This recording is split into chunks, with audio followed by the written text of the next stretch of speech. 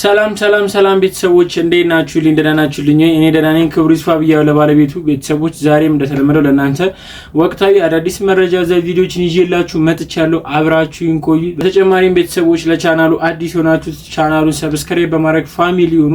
እንዲሁም ደግሞ ቪዲዮ ላይክ በማድረግ ጀምሩ፣ ምክንያቱም እንደምትወዱት አልጠራጠርም። ቤተሰቦች አብራችሁን ቆዩ። እኔ እዚህ በቪዲዮቹ ላይ የራሴን ሐሳብን የራሴን አመለካከትን እዚህ ጋር እገልጽላችኋለሁ። እናንተ ደግሞ ኮሜንት ሴክሽን ላይ ገብታችሁ የራሳችሁን ሐሳብ ግለጹልኝ። ቤተሰቦች አብራችሁን ቆዩ።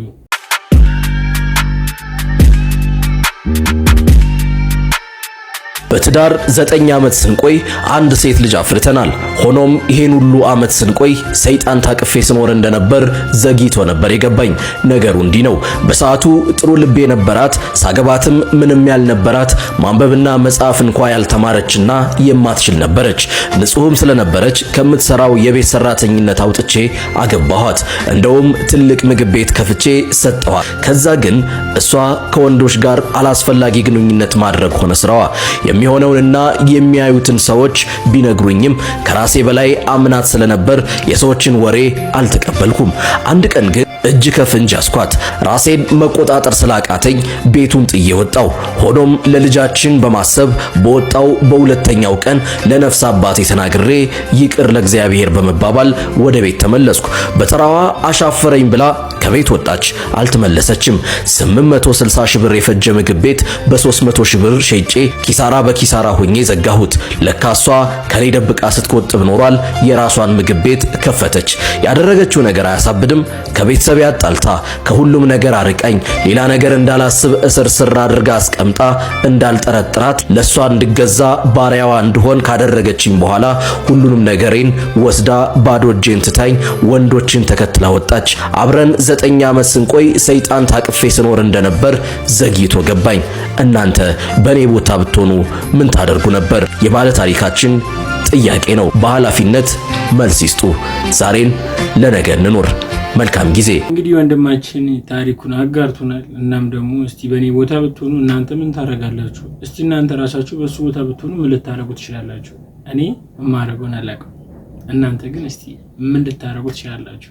ይሄን ጥያቄ ወደ እናንተ አሳልፌ ሰጥቻችኋለሁ።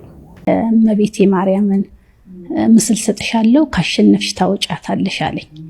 እውነት ለመናገር ሁሌም ነው የምናገረው፣ አደርጋታለሁ። ማውጣቱ ላይ ግን ብዙም አልነበርኩም። ከዛ ብቻ እንደፈለግሽ ግን አውጫት አለኝ። ምስሏን ይዤ ሄድኩኝ። የመጨረሻው ጭንቁ ሰዓት ሲደርስ ግን አስታውሳለሁ ከቀኑ 6 ሰዓት አካባቢ ነበር። ምሳ ከበላ በኋላ ቅጥሯን መስፋት የጀመርኩትና ያ ኦሎምፒክ ላይ በጣም ትፈሪያለሽ፣ ነርቨስ ትሆኛለሽ፣ ስትረስ አለው በጣም የሀገር ውድድር ስለሆነ። ልክ ቁጥሯን መስፋት ስጀምር በቃ ዛሬ እንዳወጣሽ አውጪኝ አልኳት። ካላወጣሽኝ ግን እኔ ብቻ ነኝ በደረቴ ውስጥ እንዳለሽ የማቀው፣ እንዳወጣሽ አውጪኝ አልኳት። በሚገርምሽ ሁኔታ ግን በትክክል አውጥታኛለች። ውድድሩ በጣም ከባድ ነበር። በጣም ከባድ ነበር። እኔ በ2011 9 ላይ አካባቢ አንዳንድ ጊዜ መንገራገጭ ነገሮች ነበሩ። በዛም አመት የበጋዎቹ ውድድር ላይ ትንሽ ወረድ የማለቱ ነገር ነበር እና ኮንፊደንስንም ትንሽ ሉዝ አድርጌ ነበር። ግን ጥሩ ትሬኒንግ ሰርቻለሁ። ግን አሸንፍ ይሆን የሚለው ነገር በውስጤ ነበርና የእመቤቴ ማርያም ተአምር ተገለጸ። እውነት ለመናገር ነው የምነግርሽ፣ የተወሰነ ዙር ሲቀር በጣም ደክሞኝ ነበር። በጣም ኃይለኛ ኪክ እየተደረገ ነበር ውድድሩ ላይ። በጣም በቃ የሆነ ለመቅረትም ለመሄድም የምትዩ እንግዲህ እንደወደድ ካልኩኝ እየሮጥኩኝ ደስ ይላል። እንግዲህ አትሌት መሰረት ደፋር እንግዲህ እመቤት ያረጋችላትን ወይም ደግሞ ለእመቤት የሰጠችው ምስክርነትን ሰምተናል። ቤተሰቦች እንግዲህ ለሁላችሁም እመቤት በህይወታችሁ ውስጥ ገብታ እንደሷ ታብራላችሁ፣ ካላችሁበት ጭንቀትም ታውጣችሁ። እንግዲህ ከዚህ ሌላ ምንም ልላችሁ አልችልም። ለኛም እንግዲህ ያለችን እሷ ነች ብዬ ነው የማስበው። የመምህር አባ ገብረ ኪዳን ጉባኤ ቤት በእሳት ወደማ። በጣና ቂርቆስ ገዳም የሚገኘው የመምህር አባ ገብረ ኪዳን ጉባኤ ቤት ሙሉ በሙሉ በእሳት መውደሙን ያገኘነው መረጃ መረጃ ያመላክታል።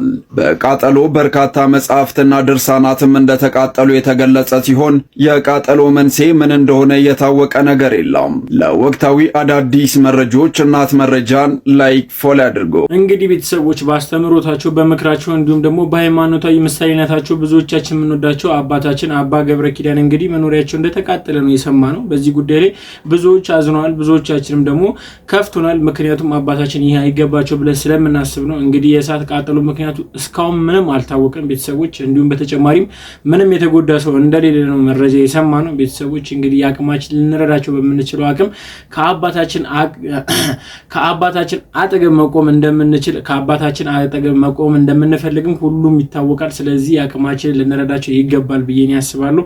በተጨማሪም ቤተሰቦች ከሰሞኑ መነጋገር የነበረው አንድ ጋዜጠኛ አለ። ጋዜጠኛ ቴዎድሮስ ነው። እንግዲህ በሱ ጉዳይ ላይ ምን ያህል በህመም ተሰቃይቶ በጸበል ቦታ ላይ እንደሚገኝ እንዲሁም ከበፊቱ ህይወቱ አሁን ላይ ያለበት ህይወት ምን አይነት ነገር ውስጥ እንዳለ ብዙዎቻችን እናውቃለን።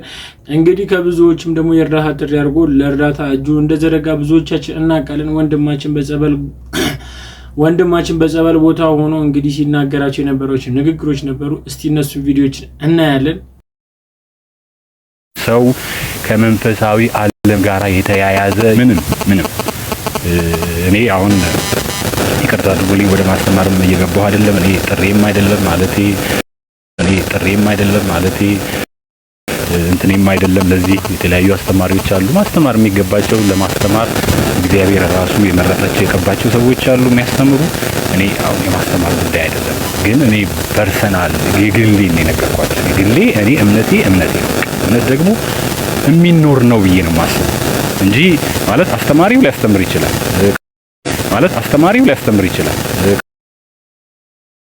ካህናት ሊያስተምሩ ይችላል። እምነት ማለት የሚኖር ነው ማለት ነውና በዛም ነው ያ እምነቴ ነው ያልጠፋው ያለቴ ነው። አሁንም ወደ ቅዱስ ቤተክርስቲያን ወደ ገዳም ወደ መረጋጋት ወደ ጸጥታ ካልም የሆኑ አባቶች ወዳሉበት እንደዚህ አይነት ነገሮች ወዳለበት ትህትና ትክክለኛ ትህትና ሪል የሆነ ነገር ወዳለበት መንገድ አዶን እንግዲህ በሌላ መንገድ አትወሰዱብኝ። እኔ አሁን እዛ የሚል ነገር እኔ የማይመለከተኝ ነገር ውስጥ እንዳልገባ አደራ አግዙኝ እናንተ ማለት አንዳንድ ጊዜ አይታወቅም ሰው ሞቅ ሲለው ወደ ሌላ ነገር ሄዳልና እኔ ግን እንደሱ አይደለም። እንደምታውቁት ልዩ ነገር እንኳን ሲፈጠር ጸጥ ብዬ እንትን ነው እንጂ መጥቼ እንደዚህ አሁንም ሃይማኖታዊ ነገር ውስጥ ግርግር ውስጥ መግባት እኔ አልፈልግም በፍጹም። ማንም ሰው እኔ አሁን ሃይማኖታዊ እምነቴን ነው ፕራክቲስ እያደረኩ ያለሁት። እግዚአብሔርን እንደሚያወጣኝ አምናለሁ፣ አውቃለሁ። በቃ በዛ ተፈውሼ እወጣለሁ። ማንም ወደ ሆነ አይነት ምናምን አይነት ግርግር ውስጥ እንዲያስገባኝም አልፈልግም በፍጹም።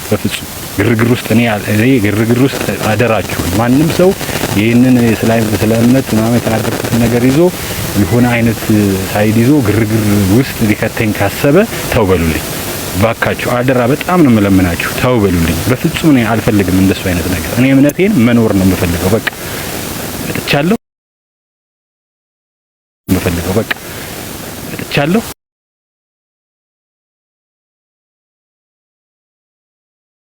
አለው መማክር የሚሉኝ ነገር እንጂ እኔ በፍጹም በቃ በእኔ ስም እንኳን እንደዛ ላይ ያደርግ የሚሞክር ሰው ካለ ተው ቴዲ ይሄን ነገር አይፈልግም ብላችሁ ታስቆሙልኝ። አደራ እላችኋለሁ። በተረፈ በሰላም በፍቅር ተመልሰን እስክንገናኝ ድረስ ለዛሬ እንግዲህ በዚሁ ላይ ይበቃኛል። የት ጋር እንደማጠፋ ብቻ በቃ እግዚአብሔር ይመስገን። ሁላችሁንም እዚህ ውስጥ ያላችሁ በተለያየ መንገድ አሁን እየተከታተላችሁኝ ያላችሁ ማለት በቃ ሁላችሁንም በጣም አመሰግናለሁ። አሁን እዚህ ጋር ራሱ ስንት ነገር እያለባችሁ ቁጭ ብላችሁ እኔን ለመስማት ለማየት እንዴት ሆነ ለውጤን ለማየት ነው የመጣችሁትና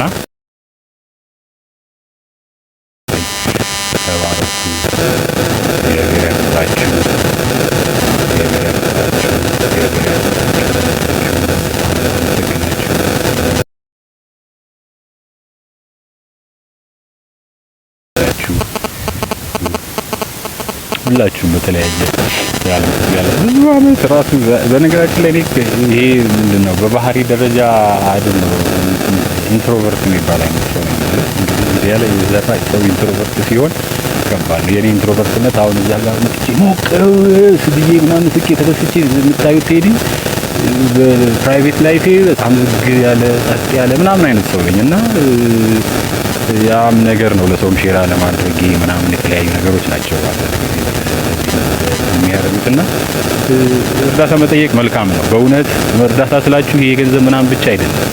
የሆነ ነገር ሲሰማችሁ የሆነ ነገር ሲሆን የሆነን ሰው አማሩ፣ የሆነ ሰው ጠይቁ፣ እንደዚህ ነው በሉ፣ አይ ኒድ ዩር ሄልፕ በሉ። በሕክምናም ደረጃ አሉ ይሰራል። እግዚአብሔር በብዙ መንገድና ጎዳና ነው የሚሰራው። በነገራችን ላይ እኔ አሁን ይሄኛው የኔ ነው የኔ ስለሆነ እኮ ነው የኔ በቃ እኔ እምነቴ ነው። እምነቴ በዚህ መንገድ ነው የሚያድነኝ፣ በዚህ መንገድ ነው ምንድነው ብዬ ነው እንጂ መጣሁኝ እኮ እድናለሁ። ኦፍ ኮርስ አዎ። ደግሞ በሌላ መንገድ ደግሞ እግዚአብሔር ይሰራል። የሚሰራበት እኮ መንገድ በጣም በርካታ ነው። በመጽሐፍ ቅዱስ ላይም በተለያዩ መንገዶች የተቀመጡ ነገሮች አሉ። ስለዚህ በሕክምና መንገድ ይዳናል። ሰዎች ስቴብል ይሆናሉ። ከዚህ ከአእምሮ ነገር ጋር የተያዘ ከሱሳይዳል ስፒሪት ነገር ከሱሳይዳል መንፈስ ጋር የተያዘ ነገሮች ሲያጋጥማቸው፣ በአእምሮ መታወክ ነገር ሲያጋጥማቸው ይዛሉ ሐኪም ጋር ችግራቸውን ይናገራሉ፣ ያወራሉ፣ ይደመጣሉ። ከዛ ቶሎ መፍትሄ አግኝተው የሚመጡበት መንገድ አለ። ስለዚህ እግዚአብሔር የሚሰራበት መንገድ በጣም ብዙ ነውና እኔ ወደ አንድ ጫፍም የሚኬድ ነገር አይደለም። በቃ የኔ ግን እምነቴ አንዴ እንደዚህ ስለሆነ ነው ያደረኩት ልላችሁ ፈልጌ ነው። ግር እንዳትሰኙ ነው። እኔ በሕክምና ምንም በቃ ብቻ እንደዛ በቃ እንግዲህ ቤተሰቦች ወንድማችን በምን አይነት ሐዘን ውስጥ በምን አይነት መሰበር ውስጥ እንዲሁም ደግሞ በምን አይነት ችግር ውስጥ እንዳለ ሁላችንም አይተን መረዳት እንችላለን። ቤተሰቦች ያቅማችን ልንረዳው በምንችለው አቅም ለወንድማችን ልንረዳው ይገባል። ምክንያቱም ለሰው ደራሹ ያው ሰው ነው። ከሰው ውጭ ምንም አይነት ነገር የለም። ስለዚህ ዋካችሁን ያቅማችሁን ልረዱት የምትችሉ ሰዎች ካላችሁ በትረዱት ብዬ ከዚህ ጋር ሐሳብ እሰጣለሁ። ስለ ተአምረኛው የተክለ ሃይማኖት መቃብር ምን ያህል ታውቃላችሁ? እስኪ አንዱት ነገር ልንገራችሁ። አጋንንታዊ ነው። ይሰማል። ምናዊ ነው? አጋንንታዊ ነው። ከመጽሐፍ ቅዱስ ጋር ሆድና ጀርባ ከሆነው መጽሐፍ አንድ ክፍል አንብላችሁ። መጽሐፍ ቅዱሳዊስ ነው ወይ? አዲስ ኪዳናዊ ነው ወይ? እዚህ ውስጥ ምን እንዳገኘው ልንገራችሁ። ወይኔ ጉዴ! ሰማዕቱ አባ ጋቦስ